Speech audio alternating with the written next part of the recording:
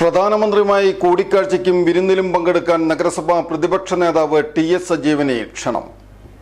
NABL accredited ലാബുകളുമായി സഹകരിച്ച് premium health ചെക്കപ്പുകൾ affordable നിരക്കിൽ ലഭ്യമാക്കുന്നു. കൂടാതെ ടെലിമെഡിസിൻ സൗകര്യവും. MHL smart labs.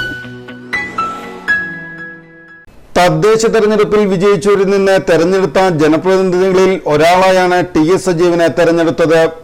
BJP സംസ്ഥാന പ്രസിഡന്റ് രാജീവ് ചന്ദ്രശേഖരന്റെ നേതൃത്വത്തിലാണ് നരേന്ദ്രമോദിയുമായി 12-ാം തീയതി ഡൽഹിയിൽ കൂടിക്കാഴ്ച നടത്തുന്നത്. സജീവന് ലഭിച്ച ഭാഗ്യം അത് കൊടുങ്ങല്ലൂർക്കാരുടെ ഭാഗ്യം കൂടിയായി മാറുകയാണ്. മേത്തല പറമ്പിക്കുളങ്ങര തയ്യിൽ സുബ്രഹ്മണ്യന്റെയും കല്യാണിയുടെയും മകനായാണ് സജീവന്റെ ജനനം.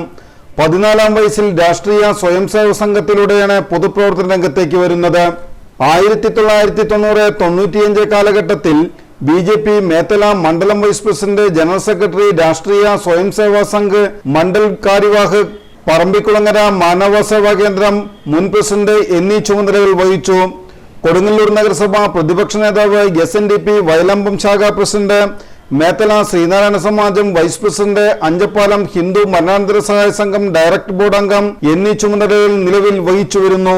2015 കേരളേശ്വരപുരം 38-ാം വാർഡിൽ നിന്നും 2020 പടാകുളം 40-ാം വാർഡിൽ നിന്നും 2025 39-ാം വാർഡിൽ നിന്നും കൊടുങ്ങല്ലൂർ നഗരസഭയിലേക്ക് തെരഞ്ഞെടുക്കപ്പെട്ടു.